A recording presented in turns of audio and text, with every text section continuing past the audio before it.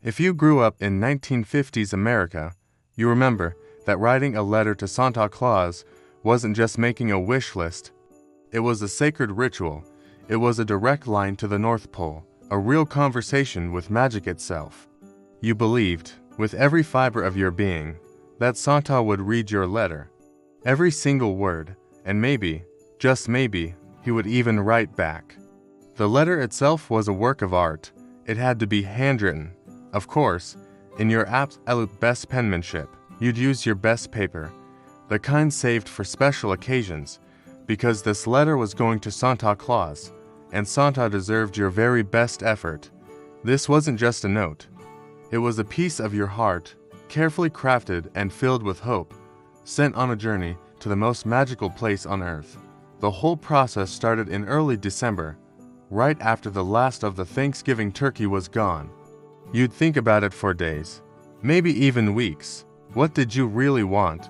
What was that one special thing you'd been dreaming of from the pages of the thick Sears catalog? The doll with the lifelike eyes, the shiny electric train set that chugged around its track, the bright red bicycle that promised freedom and adventure. But you knew you couldn't ask for too much. Your parents reminded you, and you just knew it in your gut. Santa had to bring gifts to all the good little boys and girls in the world. You had to be reasonable. Good children didn't ask for everything. They asked for what they really, truly wanted, that one special thing that would make Christmas morning perfect. It was a lesson in humility, in understanding you were part of something much bigger than just your own desires. Then came the moment to write. The paper mattered. It had to be just right. Maybe you had special stationery with little Christmas trees or snowmen in the corners, saved just for this occasion. Or maybe it was a crisp, clean sheet from your best school notebook, with no smudges or torn edges. It had to be perfect. Some of you would even draw pictures to make it more beautiful. A little sketch of Santa in his sleigh, a drawing of his reindeer, or a brightly colored Christmas tree.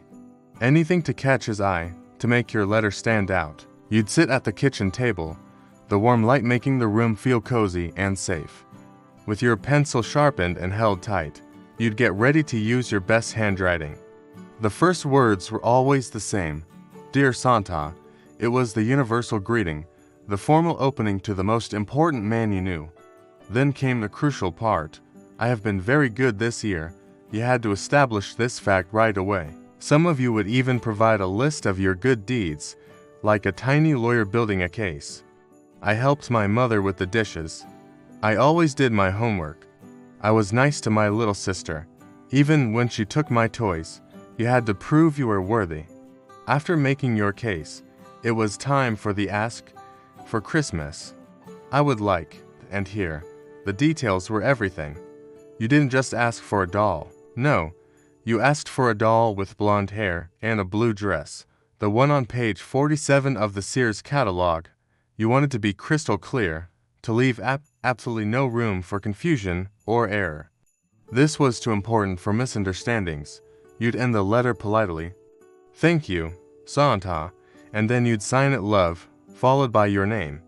Some of you might even add your full address, just in case Santa's map was a little out of date or he forgot where you lived. You couldn't take any chances. The envelope was just as critical as the letter inside. You'd address it with great care. Santa Claus, North Pole. Some kids added Arctic for good measure. Your own return address went neatly in the corner. Many of you decorated the envelope too, drawing snowflakes or a smiling Santa, making it impossible for anyone at the post office to mistake its destination. Then came the moment of truth, mailing the letter. For some, this meant a special trip downtown. Many department stores had their own Santa mailboxes, big red boxes painted with snow and holly. You drop your letter into the slot, hear it flutter down inside, and know, just know, it was on its way. For others, the journey ended at the regular blue mailbox on the street corner, the one with the proud eagle on the front. You'd pull open the heavy metal slot, drop the letter in, and hear that satisfying clang as it closed. It was final, gone, on its way to the top of the world. Sometimes your parents would take you right to the post office. The postal worker behind the counter would see the carefully addressed envelope, give you a knowing smile, and say something like, "Don't you worry, we'll make sure he gets it." And you believed them completely. A lucky few even got letters back.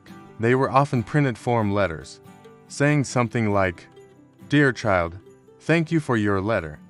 I have received it and will do my very best. Love, Santa." It might have been generic, but it was thrilling. It was proof. Santa got your letter, and he wrote back. Do you remember writing your letters to Santa in the 1950s? What did you ask for? Did you get a letter back? Did your wish come true on Christmas morning? Share your memories in the comments below. We want to hear your stories about believing in Santa and hoping your letter made it to the North Pole. After the letter was mailed, the waiting began. It felt like the longest few weeks of the year. You spent your days wondering, did Santa get it? Did he read it yet? Will he be able to bring what I asked for? During this time, you were on your absolute best behavior. You helped around the house without being asked. You were extra kind to your siblings. You had to make sure you stayed on that nice list. Then, finally, Christmas morning would arrive, the moment of truth. You'd race out of your room and run to the tree, its lights twinkling in the early morning dark. You'd search through the presents, looking for a tag with your name, looking for a box with that specific, hoped-for shape. And sometimes, it would be there. The exact thing you asked for, the doll with the blonde hair. The train set from the catalog. It was pure, undeniable proof that Santa had read your letter, that magic was real. Other times, you'd find something different under the tree. A wonderful gift, but not the one you'd so carefully described. And that was okay, too. You understood. Santa had a lot of children to visit, and he knew best. You were grateful for whatever you got, because it was from him. But either way, you believed. You had written the letter. Santa had received it. And Christmas had happened. That, in itself, was the magic. If this brought back memories of writing your Christmas wishes in your best handwriting, sealing the envelope, and mailing your hope to the North Pole, give this video a thumbs up. And subscribe to Yesterday Lives. We're preserving the traditions, the rituals, and the small moments of magic that made childhood unforgettable. Hit that subscribe button so you don't miss our journey through Christmas in the 1950s, because yesterday never truly disappeared. It just sealed itself in an envelope, added a stamp, and mailed itself to the North Pole.